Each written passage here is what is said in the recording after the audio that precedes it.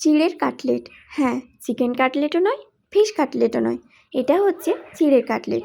একবার বানিয়ে দেখতে পারেন। বড় থেকে বাচ্চা সবারই পছন্দের হতে পারে এই স্ন্যাক্সটা।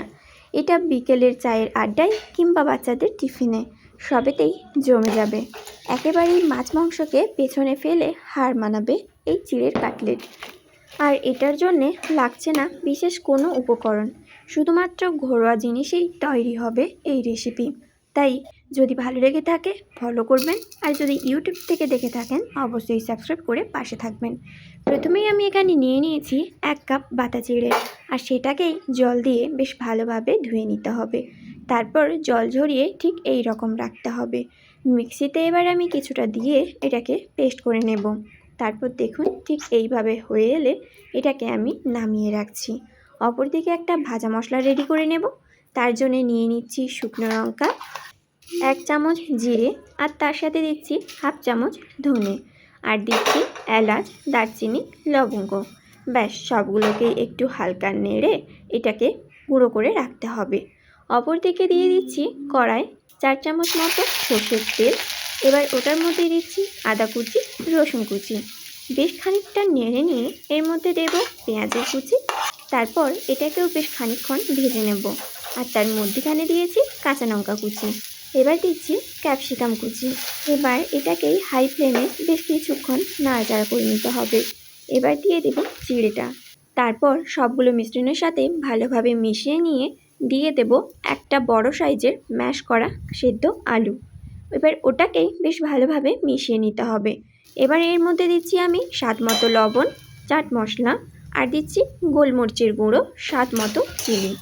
সবকটা আবার বেশ ভালোভাবে কষিয়ে নাও। এবার এটার মধ্যে যোগ করব আমি টমেটো কেচাপ, ওই ধরুন 3 চামচের মতো। এবার দেব 1/2 চামচ এরকম বাটার। এটা পুরোটাই অপশনাল, দিতে পারেন নাও দিতে পারেন। দিয়ে বেশ কিছুক্ষণ যখন একদম ভাজা হয়ে আসবে সব শেষে দিয়ে দেব ভাজা মশলা।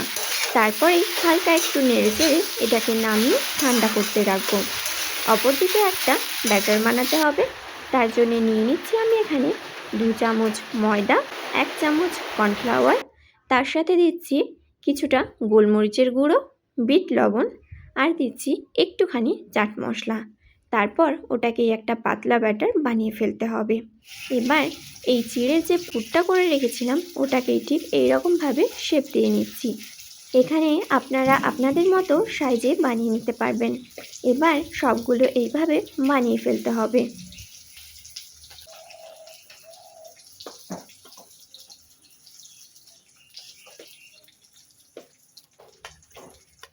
সবগুলো হয়ে গেলে এবার ওই ব্যাটারটার মধ্যে ডুবিয়ে আবার ব্রেড ক্রাম্বসে কোট করে নিতে হবে। এই পদ্ধতিটা করতে হবে 2 থেকে 3 বার।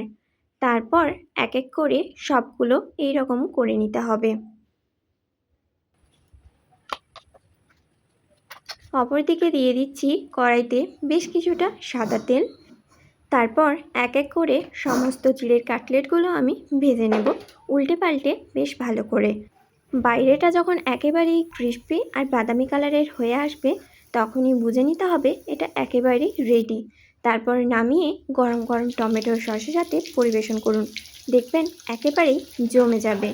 আমার রেসিপি যদি ভালো লেগে থাকে অবশ্যই আমার চ্যানেলটিকে ফলো করে পাশে থাকবেন, আর যদি ইউটিউব থেকে দেখেন সাবস্ক্রাইব করবেন, তার সাথে লাইক, কমেন্ট, শেয়ার। ভালো থাকবেন, সুস্থ থাকবেন।